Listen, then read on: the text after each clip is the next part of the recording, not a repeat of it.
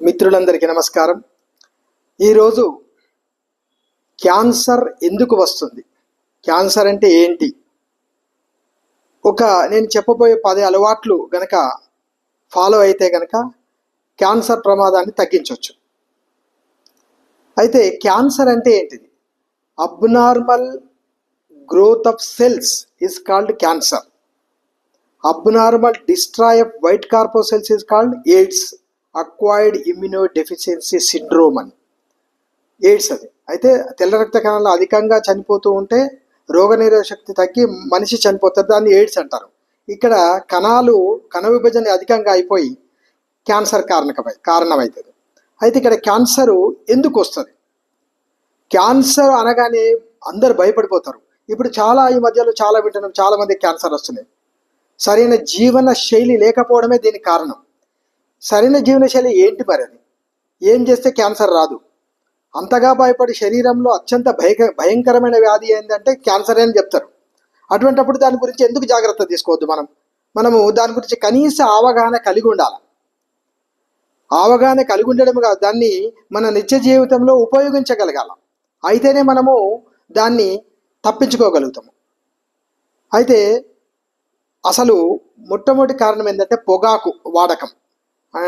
Cigarette, బీడి, gutka, pan masala ఇలాంటి వాటిని వాడితే మనకు కంపల్సరిగా మ్యాక్సిమం 99% ఈ మధ్యలో మాత్రము క్యాన్సర్లు వచ్చే ప్రమాదం ఎక్కువైపోతున్నది వీళ్ళు వాడే వాళ్ళకు. అయితే దీంతో ఏమవుతుంది? నోటి క్యాన్సరు, గొంతు క్యాన్సరు, ఊపిరితిత్తుల క్యాన్సర్ వచ్చే అవకాశం ఉంటుంది. మన పిల్లలు కనుక ఇందులో ఏదైనా అలవాటు ఉన్నదనుకోండి, వాళ్ళకి ఏం లేదు, చెప్పడం అవసరం లేదు. ఒకసారి క్యాన్సర్ హాస్పిటల్ వెళ్ళి చూపించండి. వాళ్ళు పడే బాధలు, ఎంత బాధాకరమైన వ్యాధో అది ఒక్కసారి చూస్తే కనుక వాళ్ళు జీవితంలో మర్చిపోలేరు. అంటే చిన్నగా ఉన్నప్పుడు దాన్ని కట్టేయాలి మనం. అది అలవాటు పడిపోయిన తర్వాత ఆపడం చాలా కష్టం. ఒకసారి సిగరెట్ స్టార్ట్ అయిందనుకో ఆపడం చాలా కష్టం. అందుకని దాన్ని ఆపాలంటే ఏం చేయాలి? దాన్ని మొక్కగా ఉన్నప్పుడే తినేయాలి. ఒక వృక్షంగా మారిన తర్వాత కొంచెం చాలా కష్టమవుతుంది. ఇక రెండవది మద్యం అలవాటు. మద్యం అలవాటు కొంచెం తగ్గించాలి. ఈ మధ్యనైతే విపరీతమైపోయింది, ముఖ్యంగా తెలంగాణ నంబర్ 1 మద్యం సేవించడంలో. అది ఎంత భయంకరమైందంటే అది మెల్లమెల్లగా సరదా కోసం స్టార్ట్ చేసి తర్వాత అది ఒక భూతంలాగా మనం పట్టి పీడిస్తుంది. ఒక్కొక్కరు హాఫ్ బాటిలు, ఫుల్ బాటిలు, తర్వాత క్వార్టర్ అలవాటు పడిపోయారు. అది ఎందుకు అలా జరుగుతుంది? దాంతో ఎంత ఎఫెక్ట్ అవుతుంది తెలుసా? మద్యం వల్ల కాలేయం పాడవుతుంది, గొంతు పాడవుతుంది, నోరు, ఇవన్నీ క్యాన్సర్లు వచ్చే అవకాశం ఉంటుంది. అందుకని మద్యం పరిమితంగా తీసుకోండి. అలవాటు బాగుంటే కనుక, ఒకవేళ వద్దనుకుంటే ఇంకా చాలా మంచిది, అది మానేయడమే చాలా మంచిది. ఎందుకంటే క్యాన్సర్కు కారకమైంది చాలా డేంజర్. అసలు ఆ పేషెంట్ని మాట్లాడియడానికి పోవడానికే భయపడుతూ ఉంటారు. అది అంతటి భయంకరమైన వ్యాధి అది. తర్వాత మూడోది ఏంటంటే అనారోగ్యకరమైన ఆహారం తీసుకుంటాం మనం.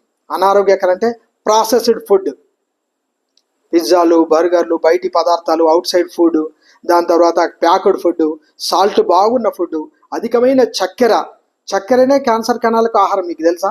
అందుకని చక్కెరని మ్యాక్సిమం దాన్ని మొత్తం వాడకున్నా పర్వాలేదు, అన్నింటిలో చక్కెర ఉంటుంది మనకు. అది మనం తిన్న ఆహారం అంతా గ్లూకోజ్గా తయారవుతాయి కాబట్టి చక్కెర ప్రత్యేకంగా అవసరం లేదు మనకు. చక్కెర ఇవన్నీ మళ్ళీ బొగ్గుల మీద కాల్చిన పదార్థాలు చాలా డేంజరస్. ఈ మధ్య బొగ్గుల మీద కాల్చిన చికెన్లు కానీ, మక్కేనలు కానీ, అంటే మొక్కజొన్న కంకులు కానీ, ఇవన్నీ ఉంటాయి కదా. బొగ్గుల మీద కాల్చిన మాడిపోయిన పదార్థాలు తిన్నా, అతి చేదు పదార్థాలు తిన్నా క్యాన్సర్ వచ్చే అవకాశం ఎక్కువగా ఉంటుంది. తర్వాత ఇంకొకటి ఏంటంటే ఉబకాయం మరియు వ్యాయామం లేకపోవడం. ఉబకాయం అంటే ఏంటంటే లావ్ అయిపోతూ ఉంటారు, బరువు ఎక్కువ అయిపోతూ ఉంటారు. తర్వాత వ్యాయామం అసలు చేయరు, 7 గంటలకో లేస్తారు, లేచి మెల్లగా రెడీ అయిపోతూ ఉంటారు. ఆఫీస్కి వెళ్ళే వాళ్ళైతే 7-7:30 లేసి ధనార్థం తయారై వెళ్ళిపోతూ ఉంటారు. కానీ వ్యాయామం అనేది శరీరము అవసరం. వారంలో 150 నిమిషాలన్నా కనీసం నడవాలి. నడవకపోతే క్యాన్సర్లు వచ్చే అవకాశం మనము ఒక రోడ్ వేసినట్టుగా అవుతుంది అన్నట్టు. అందుకని ఉబకాయం అంటే దేన్ని ఎట్లా దాన్ని గుర్తించాలి? అది ఎట్లా గుర్తించాలంటే బాడీ మాస్ ఇండెక్స్, BMI అంటారు దాన్ని. బాడీ మాస్ ఇండెక్స్ ఎట్లా కనుక్కోవాలా? మీ బరువు divided by height into height వేసుకొని చూసుకుంటే అది 23 నుంచి 25 మధ్యలో ఉంటే ఓకే. 25 దాటిందనుకో మీరు ఒబేసిటీలో పడ్డట్టే.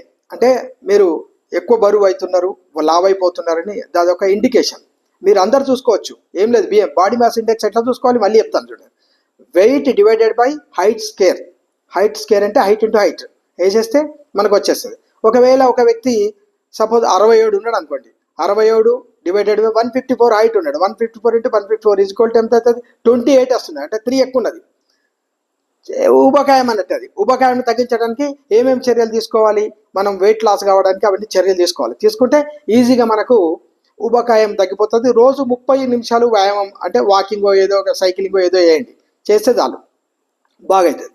తర్వాత వైరస్ మరి ఇన్ఫెక్షన్స్. ఇన్ఫెక్షన్స్ హెపటైటిస్ బి లాంటి వైరస్ లాంటిది ఎఫెక్ట్ అయితే అది ప్రమాదం పెంచుతుంది, క్యాన్సర్ ప్రమాదం. అందుకని మనం ఏం చేయాలి, ఇన్ఫెక్షన్లు రాకుండా వైరస్లు ఎఫెక్ట్ కాకుండా చాలా జాగ్రత్త పడాలి. తర్వాత ఇంకోటి ఏంటంటే అధిక సూర్యరశ్మిలో తిరగడం. అంటే ఎండలో తిరుగుతూ ఉంటారు, ఎండలో బాగా తిరిగితే చర్మ క్యాన్సర్ వచ్చే ప్రమాదం ఉంటుంది. ఏదో 10 నిమిషాలు ఉంటే మనకు విటమిన్ డి అందుతుంది, కానీ మొత్తం ఎండలోనే పనిచేస్తే మాత్రము చర్మ క్యాన్సర్ వచ్చే అవకాశం ఎక్కువగా ఉంటుంది. కాబట్టి జాగ్రత్త వహించాలి. అతి నీళ్ళలో అయితే కిరణాలు ఉంటాయి, అవి మనకి ఎఫెక్ట్ ఇచ్చే ప్రమాదం ఉంటుంది, చర్మ క్యాన్సర్ వచ్చే ప్రమాదం ఉంటుంది.